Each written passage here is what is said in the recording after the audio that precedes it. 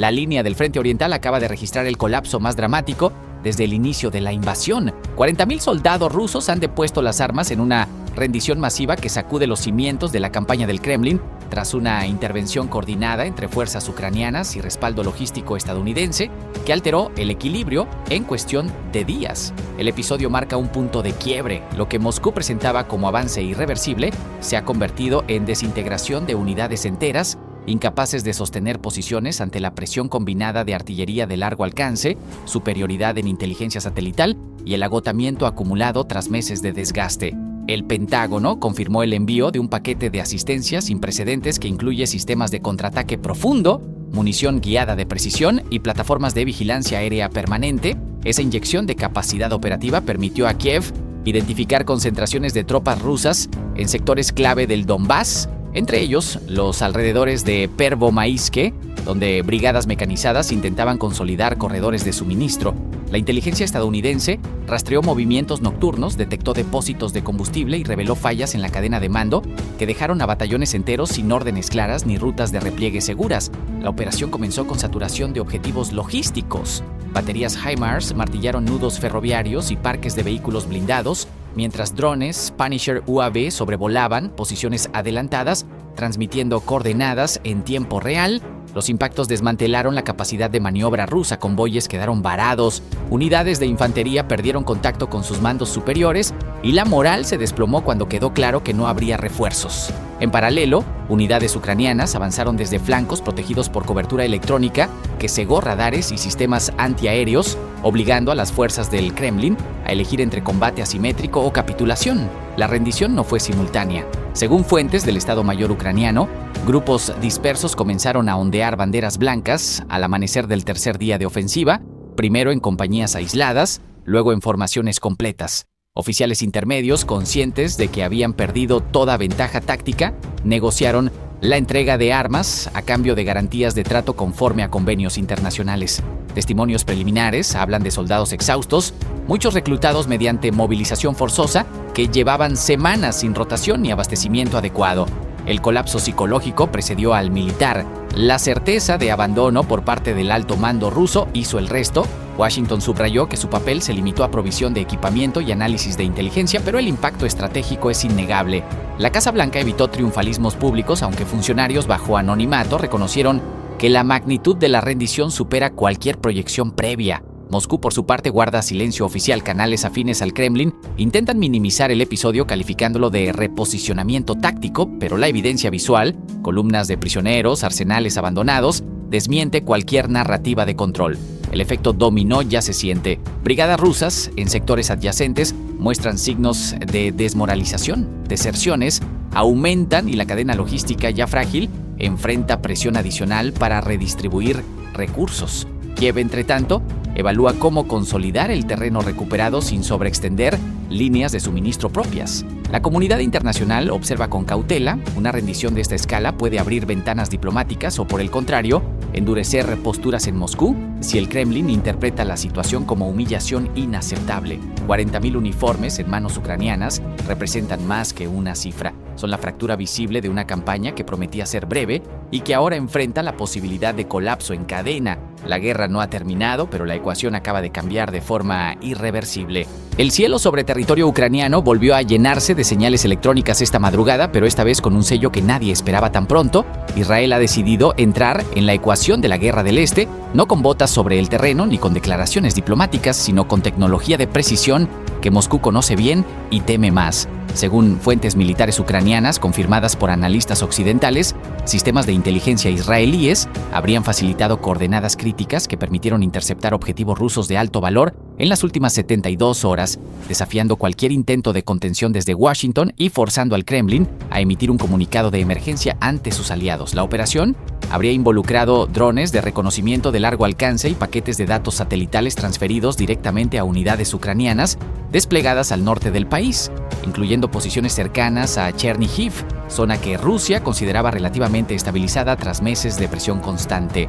El flujo de información permitió a Kiev activar baterías antiaéreas occidentales con anticipación inusual, derribando al menos 3 aeronaves no tripuladas rusas tipo Orlan 10 y neutralizando un puesto de mando móvil que coordinaba ataques contra infraestructura civil. La precisión de los golpes sugiere acceso a inteligencia de señales avanzada, capacidad que pocos actores en el teatro europeo poseen fuera del paraguas de la OTAN. Tel Aviv no ha confirmado ni desmentido su participación, pero el silencio oficial contrasta con el nerviosismo palpable en círculos diplomáticos rusos. Moscú emitió una nota verbal a través de su embajada en Israel, calificando cualquier asistencia militar indirecta como acto de hostilidad inaceptable y advirtiendo sobre consecuencias en Siria, donde ambas potencias mantienen un delicado equilibrio desde hace años.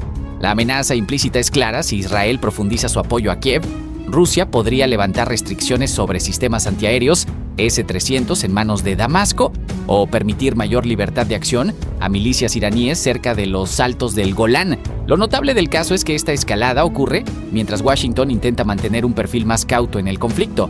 La administración Trump ha dado señales de querer negociar un alto el fuego con Putin, pero la movida israelí complica ese tablero. Analistas en Jerusalén sugieren que el primer ministro Benjamin Netanyahu busca enviar un mensaje doble a Moscú, recordándole que el apoyo ruso a Irán tiene precio, a Washington demostrando que Israel no necesita permiso estadounidense para proteger sus intereses estratégicos, incluso si eso implica golpear indirectamente al Kremlin en suelo ucraniano. En el terreno, las unidades ucranianas han capitalizado la ventaja. El sistema de mando y control Kropivase 2, desarrollado localmente para coordinar artillería y drones en tiempo real, habría integrado los datos israelíes con rapidez sorprendente, permitiendo respuestas en minutos donde antes tomaban horas. Comandantes en el frente reportan un cambio en la dinámica. Por primera vez en semanas, las fuerzas rusas parecen inseguras sobre cuánto saben sus adversarios. Esa incertidumbre se traduce en hesitación, y en guerra moderna, hesitar cuesta vidas y territorio. Moscú ha respondido con contraofensivas limitadas, pero el daño psicológico ya está hecho.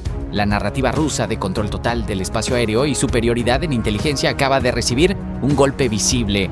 Oficiales rusos consultados extraoficialmente admiten frustración ante la imposibilidad de rastrear la fuente exacta de las filtraciones, sospechando satélites comerciales israelíes operando bajo cobertura civil. El llamado urgente del Kremlin no es retórico, es el reconocimiento de que el tablero se ha ampliado y que ahora enfrenta a un adversario con memoria larga y mano quirúrgica. La guerra en Ucrania acaba de volverse más peligrosa, más impredecible y mucho más global. El rugido de los F-16 sobre el territorio ruso marcó una escalada sin precedentes. Cazas occidentales penetraron el espacio aéreo enemigo para destruir lo que fuentes de inteligencia identifican como almacenes clandestinos de misiles balísticos norcoreanos, mientras en Moscú, Vladimir Putin convocaba a Kim Jong-un en una reunión de emergencia que sacude los cimientos diplomáticos de la guerra. La operación, ejecutada bajo cobertura nocturna, representa el golpe más profundo de Kiev contra la cadena logística que une a Pyongyang con el Kremlin. Los depósitos atacados se ubicaban en una zona fortificada cerca de instalaciones militares críticas. Según reportes preliminares de analistas occidentales, la Fuerza Aérea Ucraniana habría coordinado la misión con precisión quirúrgica. Los F-16, equipados con munición guiada de fabricación estadounidense, habrían recibido datos de reconocimiento en tiempo real, proporcionados por drones de largo alcance. Las explosiones secundarias, visibles en imágenes satelitales no verificadas, sugieren que los almacenes contenían propelente sólido y cabezas de guerra, material que Moscú venía acumulando tras meses de envíos secretos desde Corea del Norte. La elección del objetivo no fue casual. Pyongyang ha suministrado al Kremlin cientos de proyectiles de artillería y misiles KN-23, réplicas del Iskander ruso, según estimaciones de la OTAN. Estos arsenales alimentan el bombardeo sistemático contra ciudades ucranianas, desde Kharkov hasta la retaguardia logística que sostiene las operaciones en Sudzha, donde las fuerzas de Kiev mantienen posiciones ganadas en incursiones previas. Destruir esos depósitos equivale a cercenar un nervio vital del esfuerzo bélico ruso, un mensaje calculado a pocas horas de la cumbre entre Putin y Kim. La defensa aérea rusa intentó responder. Baterías S-400 se activaron en múltiples sectores, lanzando misiles interceptores que iluminaron el cielo. Fuentes del Ministerio de Defensa de Moscú afirman haber derribado varios objetivos, aunque no especifican si se trataba de los cazas o de señuelos electrónicos. Lo cierto es que al menos parte de la formación ucraniana logró completar su misión y regresar a territorio controlado, un hecho que subraya tanto la vulnerabilidad de las líneas rusas como la madurez operativa de los pilotos entrenados en Occidente. En paralelo, el arsenal ucraniano desplegó sistemas complementarios. Lanzadores HIMARS dispararon cohetes GMLRS contra nodos de comunicación que coordinaban la logística de los depósitos, mientras baterías AT-SEMS golpeaban centros de mando a mayor distancia. La defensa antiaérea alemana Iris TSLM, emplazada en la retaguardia ucraniana, habría neutralizado drones rusos que intentaban rastrear las posiciones de lanzamiento. La sincronización entre plataformas aéreas y terrestres revela un nivel de integración que Rusia no anticipó. La convocatoria de Putin a Kim Jong-un adquiere ahora dimensiones geopolíticas más amplias. Analistas en Seúl interpretan el encuentro como un intento de asegurar nuevos envíos o quizá de coordinar represalias conjuntas. Corea del Norte ha invertido prestigio político en su alianza con Moscú. La destrucción de su material en suelo ruso representa una humillación pública. Pyongyang podría presionar por contramedidas que involucren tecnología más sofisticada o incluso el envío de personal militar, una posibilidad que alarma a Washington y Tokio. En las trincheras, los soldados ucranianos celebraron discretamente. Cada misil norcoreano que no caerá sobre sus ciudades significa vidas salvadas, infraestructura intacta, moral preservada. Pero el Kremlin ya prepara su respuesta: bombardeos intensificados, amenazas de escalada nuclear, presión diplomática sobre aliados de Kiev. La guerra está entrado en una fase donde cada golpe genera contragolpes de magnitud creciente. La llama que encienden estos F-16 ilumina un camino estrecho entre la victoria táctica y el abismo estratégico, donde cada decisión arrastra consigo el peso de consecuencias que ningún mando puede controlar del todo. La madrugada sobre el Mar Negro se iluminó con un destello cegador cuando el misil ERAM, lanzado desde un F-16 de fabricación occidental, impactó de lleno en el costado de babor del crucero ruso Admiral Golovko. La nave, cargada con 75,000 toneladas de municiones destinadas al frente sur, se partió en dos. En cuestión de minutos, las llamas alcanzaron más de 50 metros de altura, mientras las explosiones secundarias sacudían el casco, enviando fragmentos de metal al aire en un espectáculo de destrucción que pudo observarse desde la costa de Tuapse, donde residentes locales reportaron haber sentido el temblor de las detonaciones como un terremoto submarino. La operación representó un punto de inflexión en la guerra naval del conflicto. Hasta ahora, Kiev había dependido principalmente de drones marítimos y misiles antibuque de largo alcance para hostigar a la flota rusa. Pero la entrada en escena de los F-16 equipados con armamento, aire-superficie de precisión cambió las reglas del juego. Según fuentes de inteligencia occidental, la misión fue coordinada con datos de reconocimiento satelital de la OTAN que identificaron al crucero durante su tránsito nocturno hacia Sebastopol. El buque navegaba sin escolta adecuada, confiando en sistemas de defensa aérea S-300F que resultaron insuficientes frente a la velocidad y trayectoria del misil. El F-16 despegó desde una base no revelada en territorio ucraniano, volando bajo para evadir radares costeros rusos. La aeronave ingresó al espacio de combate después de que baterías Iris TSLM desplegadas en la región neutralizaran dos cazas Su-30 que intentaban interceptarlo. El piloto, cuya identidad permanece clasificada, maniobró a menos de 100 metros sobre las olas antes de adquirir el blanco. El ERAM, siglas de Extended Range Anti-Ship Missile, fue liberado a 30 kilómetros de distancia siguiendo una trayectoria rasante que burló las contramedidas electrónicas del crucero. El impacto fue devastador, perforó el compartimento de municiones desencadenando una reacción en cadena que selló el destino de la embarcación. En tierra, las fuerzas ucranianas aprovecharon la confusión para intensificar operaciones paralelas. Lanzadores HIMARS equipados con cohetes GMLRS martillaron depósitos logísticos en Mariupol, mientras sistemas ATACMS alcanzaron un puente ferroviario clave cerca de Melitopol, cortando otra arteria vital para el reabastecimiento ruso. La sincronización no fue casualidad. El alto mando ucraniano buscaba maximizar el caos operacional, obligando a Moscú a dispersar sus recursos defensivos en múltiples frentes simultáneos. La respuesta del Kremlin fue inmediata pero desorganizada. Voceros militares negaron inicialmente la pérdida, alegando un incidente técnico a bordo del Admiral Golovko. Horas más tarde, imágenes satelitales comerciales confirmaron la ausencia del buque en su última posición conocida, y videos geolocalizados mostraron restos flotantes y manchas de combustible extendiéndose por kilómetros cuadrados. En Sebastopol, el Comando Naval ordenó la retirada temporal de otras unidades pesadas hacia aguas más protegidas, un reconocimiento tácito de su vulnerabilidad ante los nuevos sistemas ucranianos. Para la tripulación del crucero, las opciones fueron escasas. Testigos desde buques pesqueros cercanos reportaron haber visto botes salvavidas siendo lanzados al agua minutos antes de la explosión final, aunque las bajas temperaturas del mar y la rapidez del hundimiento sugieren que pocos habrán sobrevivido. El Ministerio de Defensa ruso aún no ha publicado cifras oficiales de víctimas, pero analistas estiman que al menos 200 marineros perecieron en el ataque. El hundimiento del Admiral Golovko marca el final simbólico de la presunción rusa de dominio naval en el Mar Negro. Cada buque perdido representa no solo toneladas de acero hundido, sino la erosión gradual de una doctrina militar que consideraba estas aguas territorio exclusivo. Ahora con los F-16 patrullando los cielos y los ATACMS alcanzando objetivos profundos, el equilibrio se ha roto. Lo que queda flotando en esas aguas oscuras no es solo escombro metálico, sino la certeza de que ninguna flota está a salvo cuando el cielo pertenece al enemigo. La madrugada convirtió el cielo sobre Voronezh en un resplandor naranja, mientras las primeras columnas del 41º Ejército ruso abandonaban sus posiciones fortificadas en el flanco oriental. No fue una retirada táctica, fue un colapso.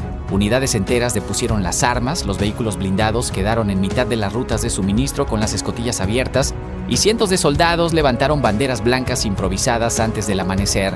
La imagen del Kremlin en llamas, confirmada por múltiples fuentes en redes sociales y satélites comerciales, selló una noche que ningún estratega ruso había contemplado en sus peores escenarios. El 41º Ejército, desplegado desde el inicio de las operaciones en el sector sur, constituía uno de los pilares del dispositivo defensivo de Moscú. Su desintegración no responde a una sola causa. Reportes preliminares apuntan a semanas de erosión logística, bajas acumuladas por ataques con drones de largo alcance y, según testimonios de desertores recogidos por observadores internacionales, órdenes contradictorias que minaron la moral hasta el punto de quiebre.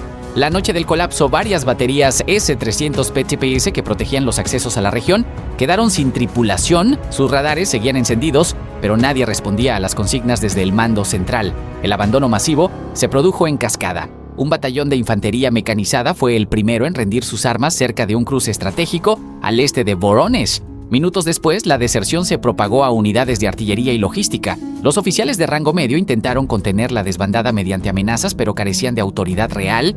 Muchos de ellos también huyeron o se entregaron. Videos verificados muestran filas de uniformados caminando con las manos en alto hacia líneas enemigas, escoltados por vehículos ligeros que portaban emblemas de fuerzas ucranianas. La escena, inédita en esta escala desde el inicio del conflicto, representa un golpe simbólico devastador. Mientras el frente se desmoronaba, Moscú ardía. Imágenes satelitales captaron incendios en al menos 3 sectores del complejo gubernamental del Kremlin. Fuentes locales hablan de explosiones que precedieron a las llamas, aunque las autoridades rusas no han emitido declaración oficial coherente. Algunos analistas sugieren sabotaje interno. Otros apuntan a ataques con municiones merodeadoras que habrían burlado las defensas aéreas degradadas tras meses de desgaste. La coincidencia temporal entre el fuego en el corazón del poder y el colapso del 41º Ejército no parece fortuita. La respuesta del alto mando ruso ha sido errática.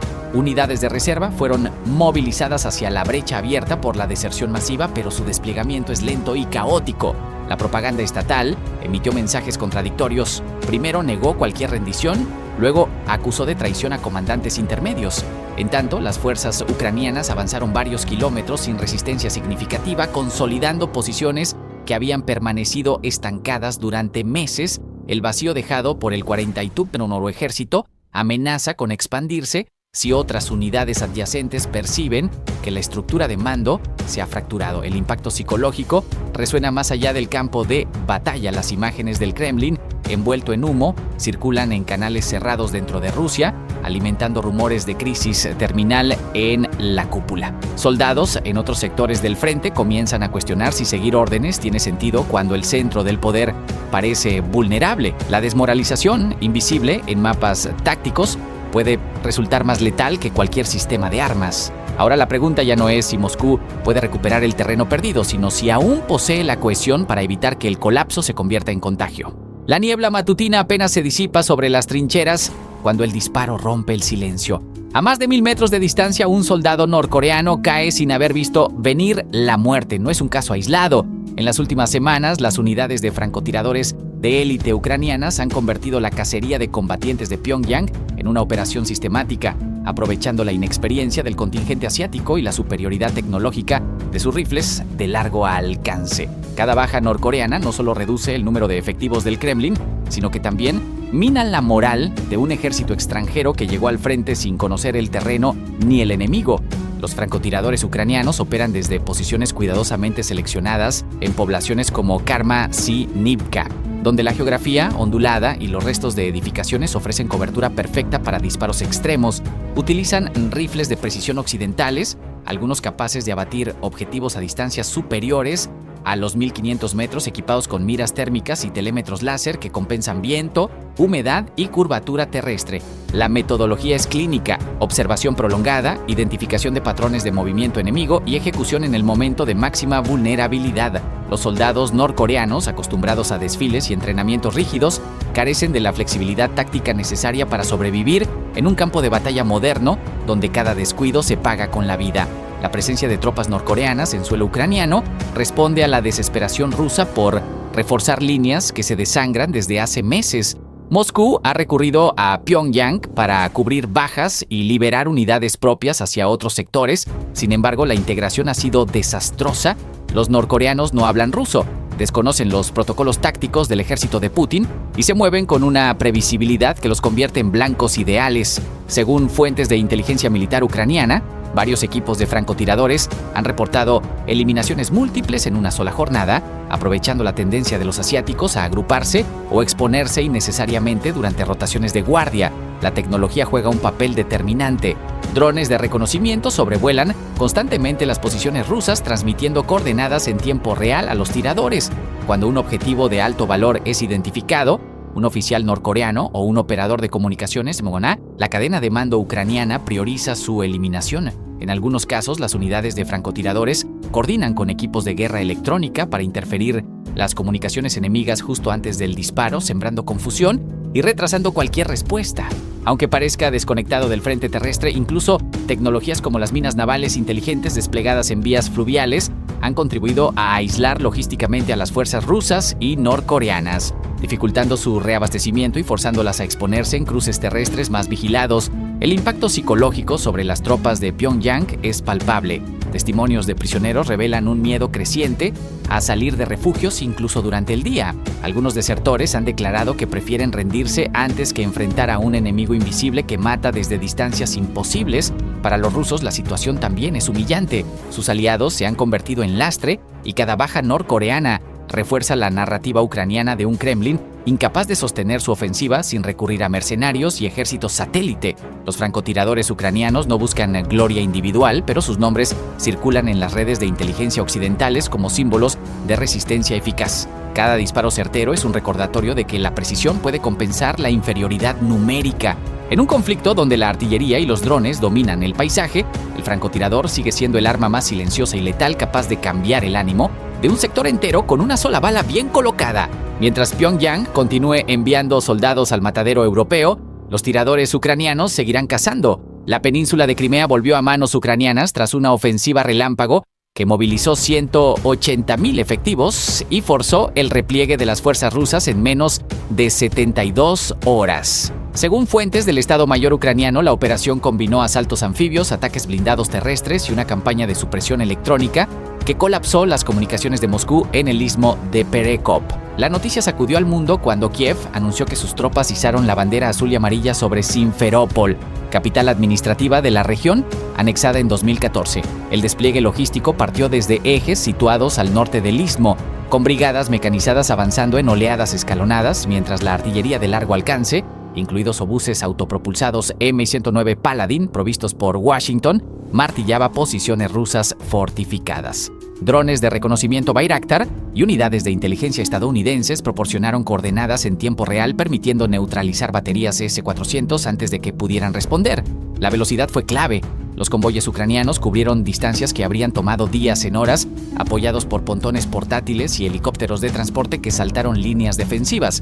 En paralelo, fuerzas especiales desembarcaron en la costa occidental cerca de Yevpatoria, abriendo un segundo frente que obligó a dividir las reservas rusas. Las tropas del Kremlin, sorprendidas por la magnitud del empuje, optaron por replegarse hacia el puente de Kerch en lugar de librar una batalla urbana costosa. Reportes preliminares indican que columnas enteras abandonaron equipos pesados en su retirada, mientras unidades aéreas de la OTAN patrullaban el Mar Negro, disuadiendo refuerzos desde Rusia continental. El repliegue ruso no fue solo militar.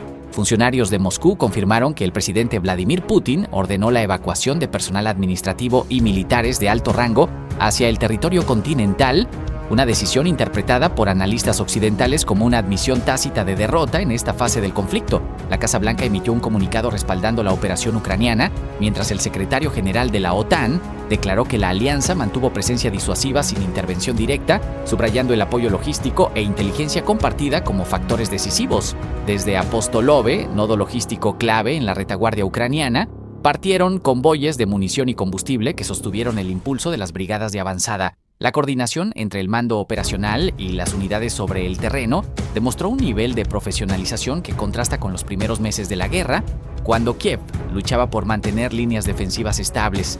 En Simferópol, testigos relataron escenas de júbilo entre la población de habla ucraniana, aunque también se registraron tensiones en barrios de mayoría rusófona. Las autoridades ucranianas impusieron toque de queda temporal y desplegaron policía militar para evitar represalias. Mientras tanto, el puente de Kerch se convirtió en cuello de botella para miles de vehículos civiles y militares rusos que intentaban cruzar hacia Krasnodar bajo la vigilancia de drones ucranianos. El Kremlin no emitió declaraciones oficiales sobre un cese de hostilidades, pero fuentes diplomáticas en Ginebra sugieren que Moscú busca negociaciones para evitar una escalada mayor. La recuperación de Crimea altera el equilibrio estratégico regional y plantea interrogantes sobre el futuro de Sebastopol, sede histórica de la Flota del Mar Negro. La península amaneció bajo nueva bandera, pero las cicatrices de una década de ocupación no desaparecerán con un izamiento de tela. Lo que sigue depende de si las armas callan o vuelven a hablar. El frente oriental se sacudió cuando 3 ejércitos convergieron en una operación que duró apenas 16 minutos y dejó tras de sí un escenario de devastación difícil de dimensionar. Fuentes militares ucranianas, rusas y testimonios dispersos desde Pyongyang coinciden en un hecho atroz. Decenas de soldados de las 3 naciones quedaron atrapados en un intercambio de fuego cruzado, artillería pesada y bombardeos aéreos simultáneos que convirtieron varios kilómetros cuadrados de terreno en una zona de exterminio. La cifra exacta de bajas permanece clasificada, pero analistas independientes hablan de triple dígito en muertos y heridos graves entre las filas combinadas. Todo comenzó cerca de Shitlivka, un punto estratégico en disputa donde fuerzas rusas y destacamentos norcoreanos, desplegados en apoyo a Moscú desde hace semanas, consolidaban posiciones defensivas. Inteligencia ucraniana detectó movimientos inusuales, columnas blindadas, concentración de efectivos y actividad logística intensiva. La respuesta de Kiev no se hizo esperar. Según versiones preliminares, un sistema HRIM-2 habría sido empleado para golpear nodos de comando en las inmediaciones, desencadenando el caos inicial. Los misiles de corto alcance impactaron depósitos de municiones y vehículos de transporte, provocando explosiones secundarias que iluminaron el horizonte antes del amanecer, pero la operación ucraniana no fue la única en curso. Moscú, anticipando un asalto ucraniano mayor, lanzó salvas de artillería autopropulsada y ataques con drones Lancet sobre avanzadas ucranianas cercanas. En el mismo lapso, tropas norcoreanas, mal coordinadas con las rusas por barreras idiomáticas y doctrinales, abrieron fuego contra siluetas que creyeron enemigas en medio de la confusión y el humo denso. El resultado fue fratricida. Soldados rusos y norcoreanos intercambiaron disparos durante minutos críticos, mientras las fuerzas ucranianas aprovechaban el desorden para reposicionar baterías de morteros y lanzagranadas automáticos. Testigos cercanos describieron un estruendo continuo, explosiones encadenadas y gritos en 3 idiomas mezclándose con el silbido de los proyectiles. La cobertura aérea rusa llegó tarde. Para cuando los helicópteros de ataque sobrevolaron la zona, el grueso del intercambio había concluido. Imágenes satelitales revisadas por analistas muestran cráteres frescos, vehículos calcinados y trincheras colapsadas en un radio de varios kilómetros. La velocidad del desastre dejó poco margen para evacuaciones organizadas. Equipos médicos llegaron a recoger heridos bajo fuego residual, arrastrando cuerpos entre el lodo y los escombros. El episodio ha generado ondas de choque más allá del campo de batalla. En Kiev, autoridades militares evitan confirmar detalles operacionales, pero subrayan la efectividad de ataques sincronizados contra concentraciones enemigas. Moscú, por su parte, ha minimizado públicamente las pérdidas propias y atribuye la mayor parte de las bajas a errores tácticos de aliados extranjeros, una referencia apenas velada a los contingentes norcoreanos. Pyongyang guarda silencio oficial, aunque fuentes diplomáticas sugieren malestar creciente por la exposición de sus tropas a condiciones de combate para las que no fueron entrenadas. La psicología del conflicto también se reconfigura. Soldados de ambos bandos hablan en foros cerrados de un nuevo umbral de violencia donde la coordinación entre aliados falla tanto como la resistencia individual. Analistas advierten que episodios como este erosionan la cohesión de coaliciones improvisadas y exponen fracturas estructurales en cadenas de mando multinacionales. La guerra, siempre brutal, adquiere matices más oscuros cuando quienes deberían cubrirse las espaldas terminan disparándose entre sí. 16 minutos bastaron para recordarle al mundo que en el frente moderno, la tecnología y la rapidez amplifican tanto las victorias como las tragedias, y que el margen entre el triunfo táctico y la catástrofe propia es apenas un parpadeo en medio del humo. Las calles de Moscú amanecieron convertidas en escenario de un desafío sin precedentes. Cientos de ciudadanos rusos salieron a plazas y avenidas del centro para rechazar abiertamente nuevas órdenes de movilización militar, en lo que representa la fractura más visible del contrato social entre el Kremlin y su población desde el inicio de la ofensiva en Ucrania. Los gritos de "no a la guerra" resonaron cerca del metro Pushkinskaya, mientras agentes antidisturbios formaban cordones para contener una protesta que, según observadores locales, reunió a más de 1,000 personas antes del mediodía. El detonante fue la filtración de un decreto interno que ampliaría el llamado a filas para hombres de hasta 45 años, incluyendo trabajadores de sectores considerados estratégicos. La noticia se propagó por canales de mensajería encriptada durante la madrugada, desatando una oleada de indignación que desbordó los controles habituales de censura. Familias enteras se congregaron frente a oficinas de reclutamiento en distintos barrios, exigiendo transparencia y el fin de una campaña que ya ha cobrado decenas de miles de bajas en el frente. Para muchos analistas, este estallido refleja el agotamiento de una narrativa oficial que prometía victorias rápidas y costos mínimos. En paralelo, el descontento interno encuentra eco en el campo de batalla. Unidades rusas desplegadas en el sur de Ucrania reportan deserciones crecientes y casos de insubordinación, según fuentes de inteligencia ucranianas. En la región de Zaporilla, cerca de Enerhodar, tropas de Moscú habrían abandonado posiciones fortificadas tras recibir órdenes de avanzar sin apoyo logístico adecuado. El colapso de la moral se traduce en oportunidades tácticas para Kiev. Columnas blindadas ucranianas, equipadas con vehículos occidentales como el Marder 1A3, han intensificado operaciones de reconocimiento en sectores antes impenetrables, aprovechando la desorganización enemiga. La crisis en la capital rusa no se limita a manifestaciones callejeras. Redes sociales rusas muestran videos de madres bloqueando autobuses militares, de jóvenes quemando citaciones en plena vía pública, de comerciantes cerrando negocios en señal de protesta.